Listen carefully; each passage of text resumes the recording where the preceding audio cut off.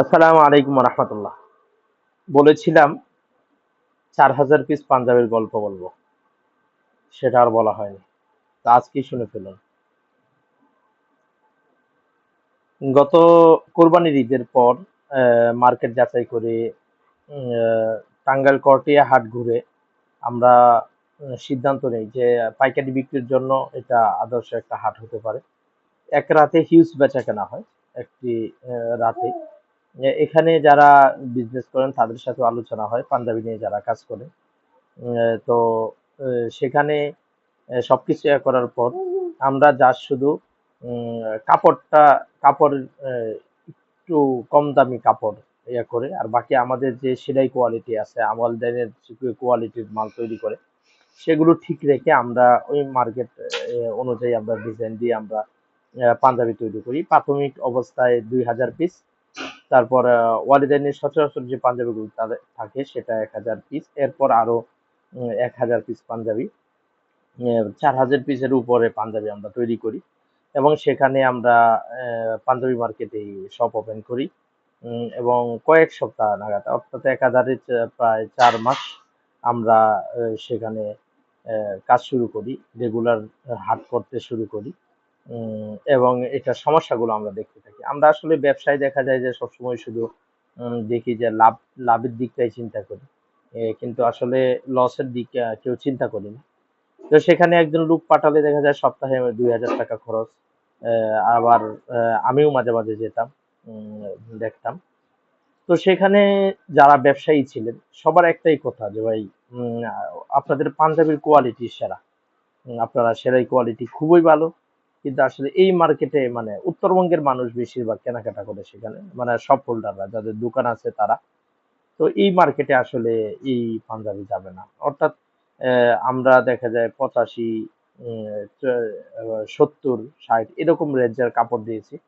সেখানে দেখা যায় ৪০ টাকা রেটের কাপড়, ৫০ টাকা রেটের এরকম কাপড়, ৬০ টাকা পর্যন্ত রেটের কাপড় দিয়ে পাঞ্জাবি চলে ভালো। তো আমাদের যেহেতু সেলাই কোয়ালিটি ভালো, এখানে আমাদের কস্টিং বেড়ে গেছে, আমাদের মেজারমেন্ট পাকা, এখানে কস্টিং বেড়ে গেছে, যার কারণে দেখা যায় যে মার্কেট ডাউন খাইছি। অর্থাৎ আমাদের যে রেঞ্জ, আমরা ৪৫০ টাকা রেটের এম্বয়ডারি পাঞ্জাবি তৈরি করেছি, কিন্তু সেখানে দেখা যায় যে মার্কেটে দেখলাম যে উম, এই পাঞ্জাবি, এই কোয়ালিটির পাঞ্জাবি আসলে মানুষ খুব কম আহ, মানে চায় আর কি, খুব কম নেয়। কোয়ালিটি দেখে পছন্দ হয়, কিন্তু দামের ক্ষেত্রে তখন দেখা যায় আটকে যায়। অর্থাৎ প্রাইসিং যে একটা বিষয় বিজনেসে, সেটা অনুধাবন করতে পারি। এখন হলো যে আমরা শুধু জাস্ট এই টাঙ্গাইলের হাটের জন্যই আমরা এই ৪,০০০ পিস পাঞ্জাবি তৈরি করেছি। এখনই রমজানও চলে আসছে। রমজানের প্রথম বাজারও তেমন ভালো যায় না, শবে বরাতের বাজারও ভালো যায় না। কি করা যায়? তো অনেক চিন্তা ভাবনা করার পর রমজানের শুরু থেকে যখন আমরা এবার হোলসেলের রান করেছি, আমার টার্গেট ছিল যে যত ডলারেই যাক আমরা স্টক ক্লিয়ার করব, আমরা মালগুলো ছেড়ে দেব, এই চিন্তা ছিল। তো একদিকে এই দিক দিয়ে দেখতেছিলাম যে না, ভালোই মাল যাচ্ছে, পাঞ্জাবি যাচ্ছে। তো চিন্তা করলাম তাহলে ফরটিয়ার মালগুলো, টাঙ্গাইল হাটের মালগুলো কি করা যায়, এই অবস্থায় কি দোকান ছাড়া ঠিক হবে? সবকিছু চিন্তা ভাবনা করার পর প্রথম রোজাও যখন বাজার ভালো যায় নাই, 10 পিস পাঞ্জাবি সেল করতে পারে নাই প্রথম রোজার হাটে, তখন চিন্তা করলাম যে না, আসলে এখন একটা অ্যাকশন নিতেই হয়। আসলে আমি আবার সমস্যা হলো, আমি অ্যাকশন নিতে পছন্দ করি। সেটা আসলে চিন্তা করি না আসলে লাভ হবে লস হবে, এটা তো আসলে উম, মাঠে নেমে পরে বোঝা যাবে। লস হলে তো কিছু করার নেই, ব্যবসায় লাভ লস এটা নিয়েই ব্যবসা। তো আমি কি করলাম, আমি হুট করে এক সিদ্ধান্তে দোকানটা ছেড়ে দিলাম। যদিও আমার ৫ মাসের ভাড়া, এগুলো, আবার একজন লোক পাঠাইছি, সেখানে খরচ আছে, হ্যাঁ, মানে লস হয়েছে। কিন্তু দেখা যায় যে আমি যদি ৪,০০০ পিস পাঞ্জাবি সেল করতাম তাহলে হয়তো এটা রিকভার হয়ে যেত, এগুলা তেমন মানে প্রফিটও আসতো ভালো। তা আমি হুট করে এক সিদ্ধান্তে আমি এই পুরো মাল, অর্থাৎ দোকানের ৪,০০০ পিস মাল পুরোটা আমি ট্রাক লোড করে আমি নিয়ে আসি ঢাকা।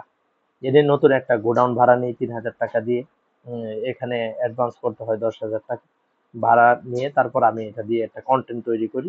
কন্টেন্ট তৈরি করে আমি অ্যাড রান করে দিই। এবং আমার রেগুলার যে পার্টিরা রোজার শুরু থেকে রিপিট হচ্ছিল, আমরা হোলসেল অ্যাডে এবার যে জিনিসটা লক্ষ্য করেছি যে আহ, যারাই একবার আমাদের থেকে পাঞ্জাবি নিচ্ছে তারা রিপিট হয়েছে কয়েকবার। তো তাদেরকে অফার করতে লাগলাম। হ্যাঁ, কয়েকজন এসে ২-১ চালানে ভালো পরিমাণ মাল নিয়ে গেল। তো এই অভিজ্ঞতা থেকে আমি রিস্ক নিয়ে নিলাম। তো ১৫ রোজা থেকে আমরা শুরু করলাম এটা সেল করা। তো এটায় আমাদের ২৯ রোজায় আমাদের এটার রেজাল্ট ছিল আলহামদুলিল্লাহ আমাদের এই টাঙ্গাইলে ৪,০০০ পিস মাল সেটার রেজাল্ট ছিল। স্টকে ছিল অবশিষ্ট সব মিলিয়ে প্রায় ১,০০০ পিসের কাছাকাছি। অর্থাৎ ৩,০০০ পিস মাল চলে গেছে আলহামদুলিল্লাহ। তো ৩,০০০ পিস মাল মানে চলে যাওয়া এখানে আমার $৫০০ খরচ হয় নাই। মানে ৩,০০০ পিস মাল সেল করতে আমার $৫০০ খরচ হয় নাই। পুরোটাই আমি হোলসেল সেল করেছি। হ্যাঁ, আমি এই রিস্কটা নিয়েছিলাম। এবং এবারে যে ওয়ালিদানে কিন্তু অ্যাড কস্ট খুবই কম। তেমন একটা ওয়ালিদানে অ্যাড চালায় না। আমাদের ঈদেও মনে হয় সর্বসাকুল্যে $১,০০০ যায় নাই। ঈদে আমাদের মানে বাজেট ছিল যেহেতু আরো বেশি, কিন্তু আমরা $১,০০০ খরচ করতে হয় নাই। তো এটা যদি মানে আরো ৫ দিন আগে হইতো, হুম, এরকম নানা অভিজ্ঞতা আছে। আমার অনেক অভিজ্ঞতা আছে। পার্টিদের অনেক বাজে অভিজ্ঞতা আছে। আমরা যা সিজন টাইমে শিকার হয়েছি। তো সিজনে যে কোনো মালই চলে যায়। এটা চাহিদা আমরা লক্ষ্য করেছি। এবং চাঁদ রাত পর্যন্ত মাল নামতে থাকে, দেখা যায় সেই মাল ডেলিভারি হতে থাকে। তো এটা হলো একটা জার্নি আপনাদের সাথে শেয়ার করা। তো কিভাবে আসলে ১৫ দিনে মোটামুটি আমাদের ৩,০০০ পিস পাঞ্জাবি এটা সেল হয়ে যায়।